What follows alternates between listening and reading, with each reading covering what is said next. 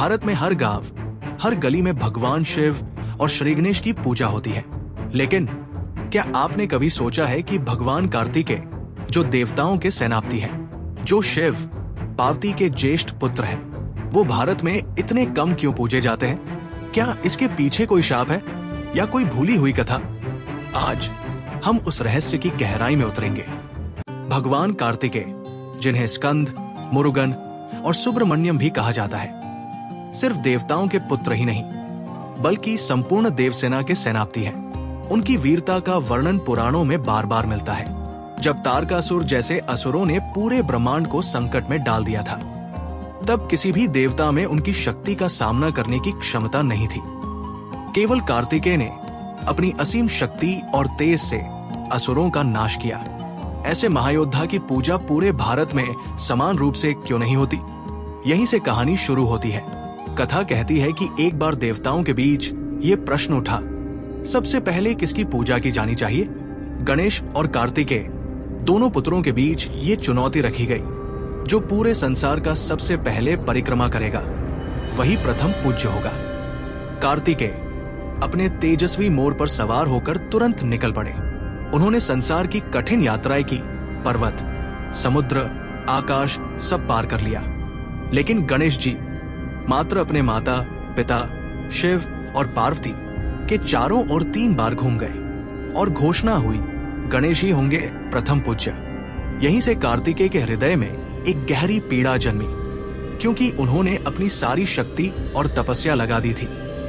फिर भी प्रथम पूज्य का स्थान उनसे छिन गया।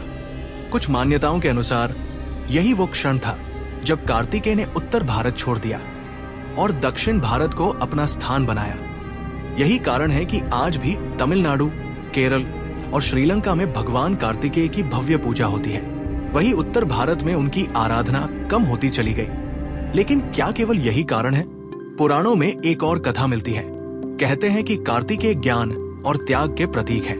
उन्होंने विवाह और सांसारिक जीवन को अस्वीकार कर सदैव ब्रह्मचर्य और तपस्या का मार्ग अपनाया।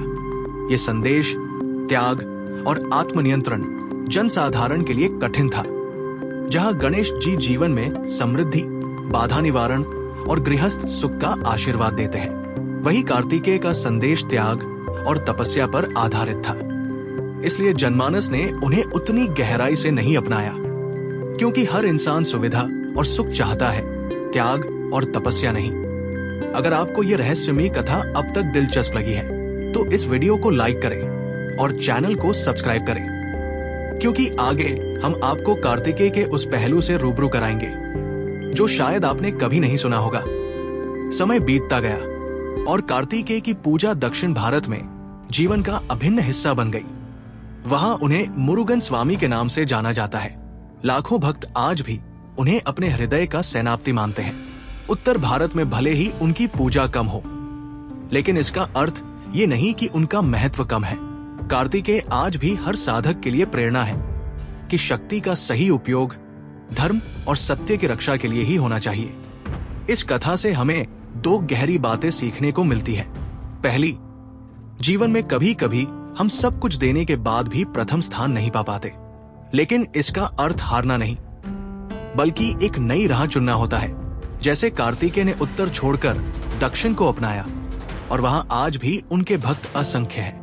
दूसरी, हर देवता हमें एक अलग जीवन संदेश देते हैं। गणेश हमें सरलता और समृद्धि का आशीर्वाद देते हैं, जबकि कार्तिकेय हमें त्याग, संयम और युद्ध में धर्म की रक्षा का पाठ सिखाते हैं। और यही संतुलन जीवन को पूर्ण बनाता है। तो अब जब आप अगली बार भगवान कार्तिकेय का नाम सुने, तो याद रखें, वे केवल देवताओं के सेनापति ही नहीं बल्कि त्याग और धर्म के रक्षक भी हैं। अगर आपको ये कथा पसंद आई हो, तो इसे अपने दोस्तों और परिवार के साथ जरूर साझा करें। और हाँ, कमेंट में बताइए, आपके अनुसार भगवान कार्तिकेय की सबसे बड़ी शिक्षा क्या है? हम मिलेंगे अगली रहस्यमयी कथा में। तब तक हर शक्ति का उपयोग केवल धर्म और सत्य की रक्षा में कीजिए। जय कार्तिकेय स्वामी।